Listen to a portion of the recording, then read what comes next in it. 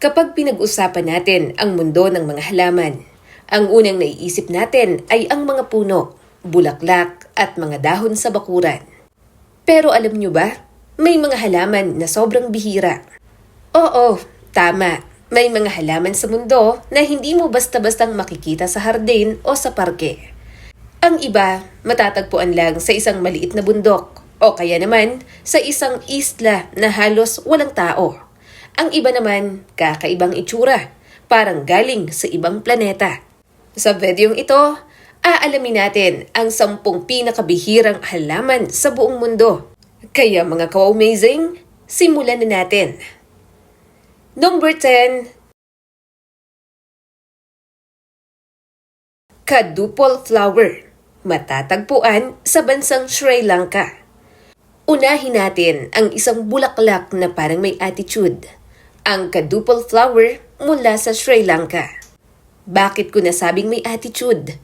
Kasi itong bulaklak na ito, namumulaklak lang sa hating gabi. Tapos pagdating ng madaling araw, boom, nalalanta na agad. Dahil dito, sobrang bihira siyang makita.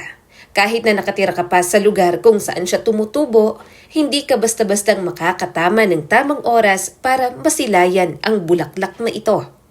At hindi lang yon, ang kadupol flower ay walang presyo. Kahit gusto mong bilhin, hindi siya pwedeng ibenta. Kasi hindi tatagal ang bulaklak kahit ilang oras lang matapos itong mamukadkad. Kaya masasabi natin, ang kadupol flower ay hindi lang rare, kundi parang isang natural na misteryo. Isang bagay na ipapakita ng kalikasan saglit, pero hindi mo kailanman maaangkin. Number 9. Jade vine, matatagpuan sa Pilipinas.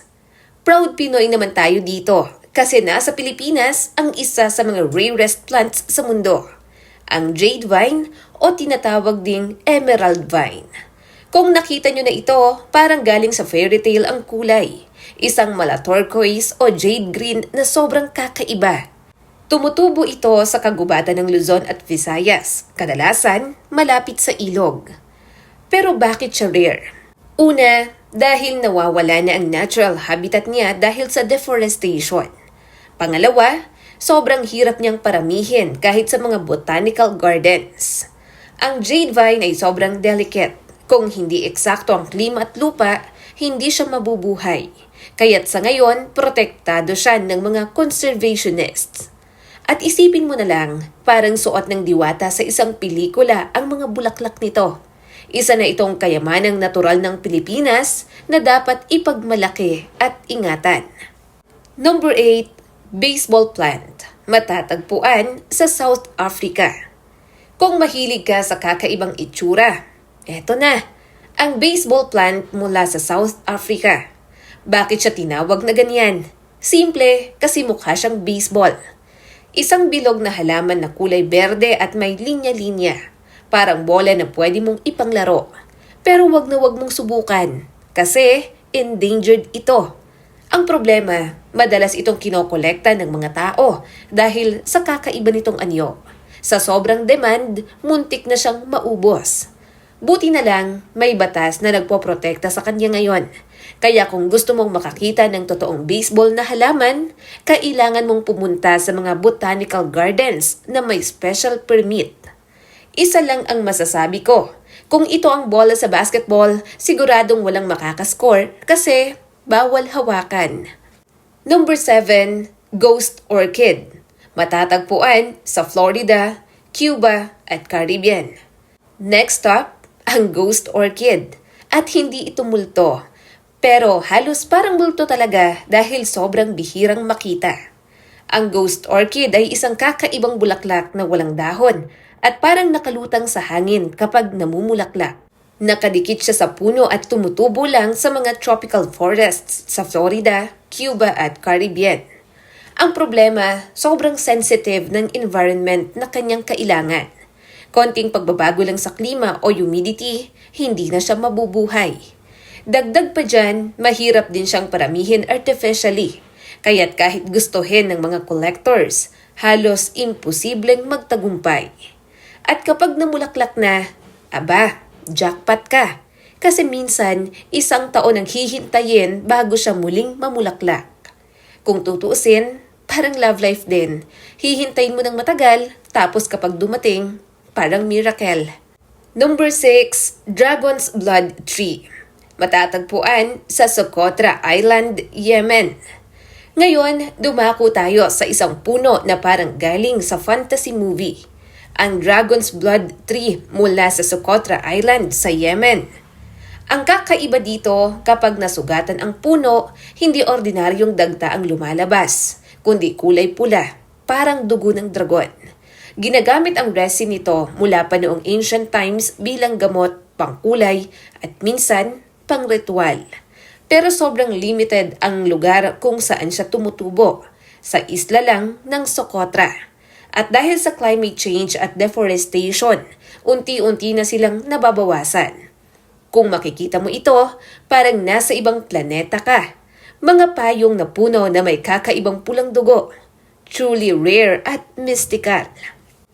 Number 5, Rafflesia arnoldi. Matatagpuan sa Indonesia, Malaysia at Pilipinas. Ito na ang sikat pero kakaibang bulaklak, ang Rafflesia arnoldi o mas kilala bilang corpse flower. Bakit corpse? Kasi ang amoy nito ay parang bulok na karne. Hindi biro, kung malapit ka dito, mapapasinghot ka ng amoy na parang basurahan. Pero kahit ganon, rare ito kasi sobrang limited lang ng mga lugar kung saan siya tumutubo. Sa Indonesia, Malaysia at ilang bahagi lang ng Pilipinas. Ito rin ay may pinakamalaking bulaklak sa mundo. Umaabot ng 1 metro ang diameter. Kaya kung makakita ka nito, siguradong wow. Pero kasabay ng wow ay ew kasi dahil sa amoy. Number 4, Middle Mist Red. Matatagpuan sa New Zealand at UK. Kung gusto mo ng super rare, eto na siguro ang pinaka. Ang Middle Mist Red. Alam mo bang dalawa lang ang kilalang specimen nito sa buong mundo? Isa sa UK, isa sa New Zealand. Yun lang. Mukha siyang ordinaryong pink na camellia.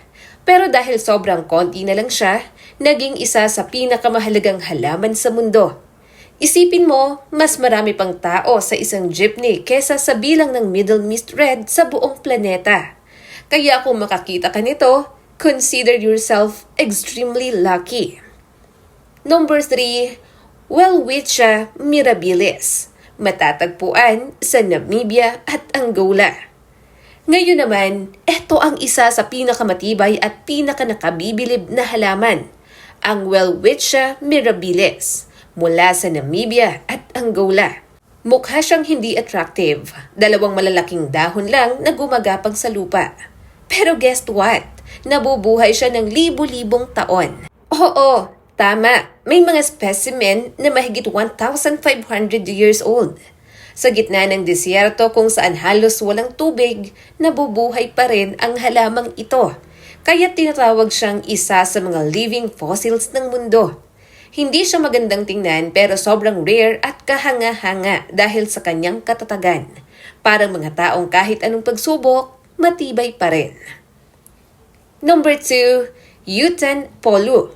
Legendary plant, Asia. May mga halaman din naman na parang alamat, gaya ng Yutan polu. Ayon sa kwento, namumulaklak lang ito 1 beses kada 3,000 taon. At ang bulaklak, kasing liit lang ng butil ng bigas. May mga tao sa China, India at Korea na nagsasabi na nakita na nila ito. Pero dahil sobrang liit at sobrang bihira, marami ang nagdududa kung totoo ba talaga ito. Pero isipin mo na lang, isang halaman na 3,000 taon mo pang hihintayin bago mamulaklak, baka nga hindi na tayo buhay nun. Number 1, Titan arum. Matatagpuan sa Indonesia. Katulad ng Rafflesia, kilala rin ito bilang corpse flower dahil sa amoy nito na malabulok. Pero ito naman, hindi isang bulaklak, kundi isang napakalaking inflorescence. Parang giant plant structure na umaabot ng hanggang 3 metro ang taas. Namumulaklak lang ito tuwing ilang taon at tumatagal ng ilang araw bago muling mamatay.